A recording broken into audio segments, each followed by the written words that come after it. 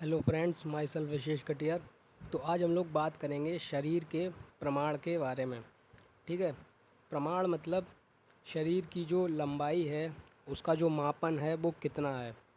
ठीक है। तो जो आचार्य हैं आयुर्वेद के, उन्होंने जो शरीर की लंबाई है, जो शरीर का प्रमाण है, वो अंगुल में माना है। ठीक है।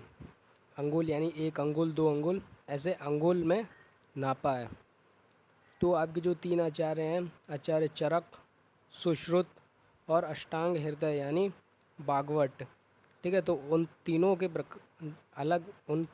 तीनों के अकॉर्डिंग जो है अलग अलग बताया गया है। तो जो आचार्य चरक हैं, उन्होंने 84 अंगुल यानी 84 अंगुल, 84 अंगुल जो है वो शरीर का प्रमाण माना है। और जो आचार्य सुश्रुत हैं, उन्होंने 120 अंगुल शरीर का प्रमाण माना है। ठीक है। जो अष्टांग हृदय है, उसने 3.5 हाथ जो है वो शरीर का प्रमाण माना है। ठीक है। तीनों ने अलग अलग माना है। तो सबसे पहले देखते हैं कि चरक ने 84 अंगुल कैसे माना है। तो जो आचार्य चरक हैं, उन्होंने 84 अंगुल माना है। तो हमेशा नीचे से देखेंगे। ठीक है। तो जैसे कि जो हमारी एनाटॉमिकल पोजीशन होती है, तो चरक ने उस पोजीशन में माना है। यानी कोई भी व्यक्ति ऐसे नॉर्मली जैसे खड़े होते हैं, तो वैसे अगर खड़ा होता है तो उस कंडीशन में उन्होंने प्रमाण माना है 84 अंगुल। ठीक है। तो नीचे से देखेंगे, सबसे पहले आता है पाद। ठीक है। पाद यानी पैर की बात हो रही है। ठीक है। फुट की बात हो रही है। फिर आता है आपका जंघा। जंघा यानी लेग रीजन की बात हो रही है। ठीक है। यानी कि एंकल जॉइंट से लेकर नी जॉइंट के बीच का पोर्शन जो है वो आपका जंघा कहलाएगा। ठीक है।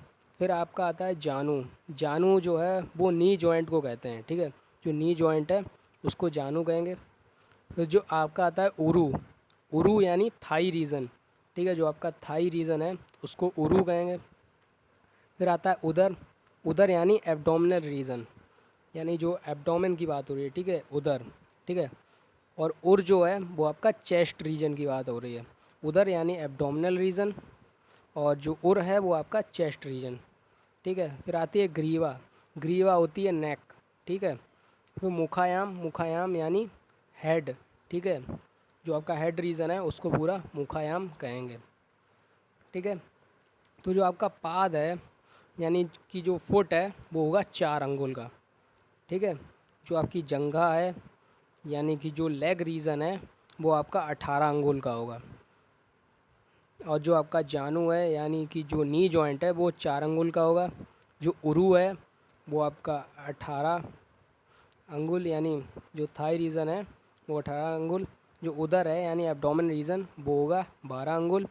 जो उर है यानी चेस्ट रीजन, वो भी 12 अंगुल। और जो ग्रीवा है नेक, वो 4 अंगुल। जो मुखायाम है यानी हेड रीजन, वो आपका 12 अंगुल। ठीक है।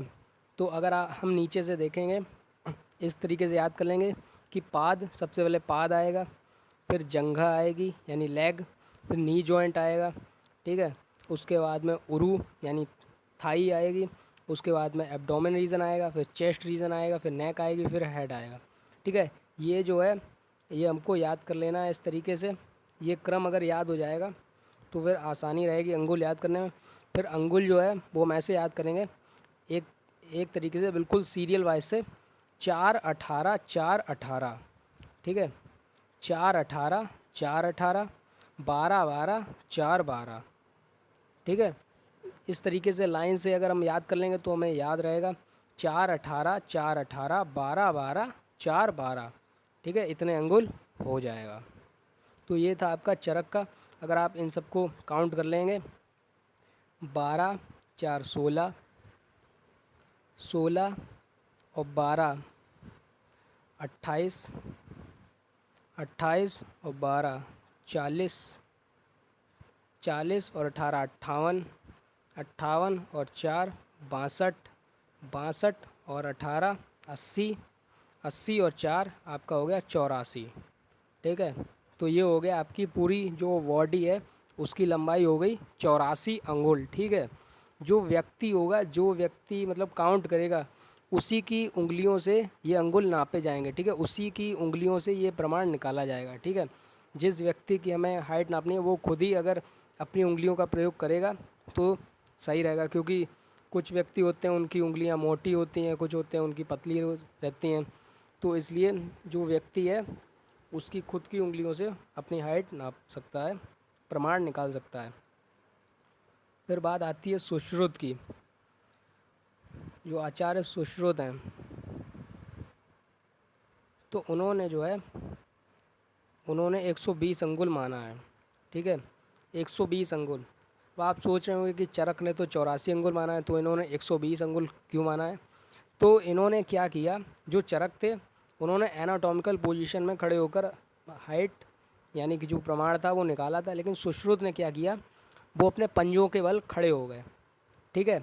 जो मतलब उनके पंजे थे, जैसे हम लोग पंजे के बल जब खड़े होते हैं तो वो अपने पंजों के बल उन्होंने खड़े होकर निकाला, पंजे के बल उन्होंने खड़े कर लिए, और जो हाथ थे अपने दोनों वो हाथ भी ऊपर कर लिए, ठीक है, अपने दोनों हाथ ऊपर कर लिए। तो इस सीक्वेंस में उन्होंने जो है वो प्रमाण निकाला था, यानी कि पंजों के बल खड़े होकर हाथ दोनों हाथों को ऊपर करके, इसलिए तो हाइट तो लंबी हो ही जानी है, प्रमाण ज़्यादा भी होना, इसलिए उनका जो प्रमाण है वो 120 अंगुल आता है। तो इसमें भी हम नीचे देंगे, सबसे पहले आता है पाद, ठीक है। अब क्योंकि वो पंजों वहाँ पर पाद आ रहा था 4 अंगुल, ठीक है, क्योंकि वो नॉर्मली खड़े थे, लेकिन अब वो पंजों के बल खड़े हो गए, ठीक है, तो पाद जो है वो 14 अंगुल हो गया। तो पाद जंघा, फिर आता है जंघा यानी लेग रीजन, फिर जानू यानी नी जॉइंट, फिर उरू यानी थाई रीजन, फिर आता है नाभि से लेकर हृदय तक, ठीक है। बात उधर की वो नहीं है, लेकिन इन्होंने टर्म अलग यूज़ करा है, ठीक है, तो आपको भी टर्म जो है वो अलग यूज़ करना है, नाभि से लेकर हृदय तक, ठीक है, यानी अम्बलाइकल रीजन से लेकर हार्ट तक, फिर हृदय से ग्रीवा मूल तक, ठीक है, जहाँ पर गर्दन जुड़ी रहती है उसको कहते हैं ग्रीवा मूल, तो हृदय से लेकर ग्रीवा मूल तक, फिर स्कंध से कुरपर तक।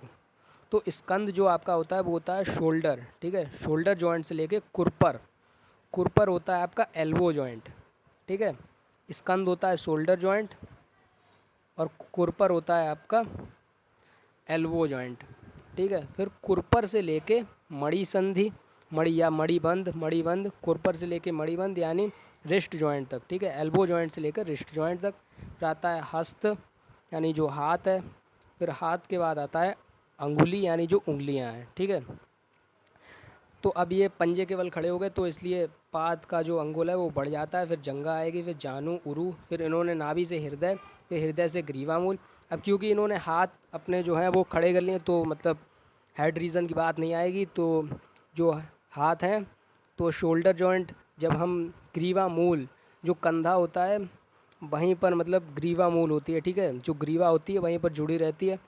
फिर स्कंध से लेकर कुरपर तक, यानी जो कंधे से लेकर जो कुहनी होती है कुरपर यानी एल्बो वहाँ तक, फिर कुरपर यानी कुहनी से लेकर मणिबंध तक, ठीक है, यानी रिस्ट जॉइंट तक, फिर हस्त, फिर अंगुली, ठीक है।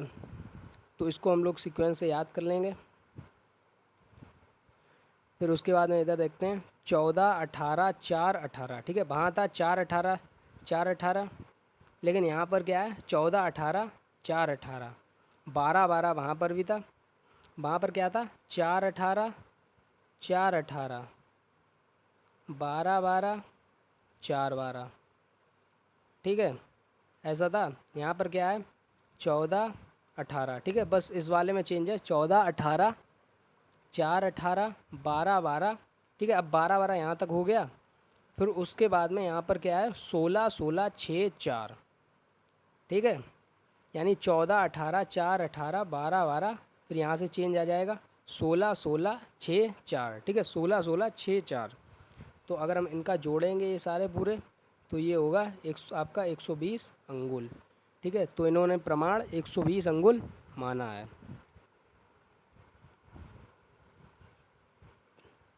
तो हम लोग जैसा कि देख रहे थे, जो आपके 3 आचार्य हैं, तो जो चरक हैं उनका 84 अंगुल, ठीक है, सुश्रुत का 120 अंगुल, और जो अष्टांग हृदय के जो 3.5 हाथ हैं इन्होंने हाथ में माना है, ठीक है, इनका जो 3.5 हाथ है वो चरक के 84 अंगुल के बराबर है, ठीक है, चरक के 84 अंगुल के बराबर माना जाता है इनका 3.5 हाथ, ठीक है। तो ये 3 आपको अच्छे से याद कर लेना है, चरक का 84 अंगुल, सुश्रुत का 120 और अष्टांग हृदय का 3.5 हाथ। ठीक है, अष्टांग हृदय का लगभग सबको याद रहता है क्योंकि उन्होंने हाथ में बताया 3.5 हाथ। अष्टांग हृदय का 3.5 हाथ। और चरक, चा से चरक और चा से हो गया आपका 84। ठीक है, चा से चरक और चा से 84 अंगुल। तो आपको चरक का 84 अंगुल याद रखना है और सुश्रुत का 120 अंगुल। ठीक है।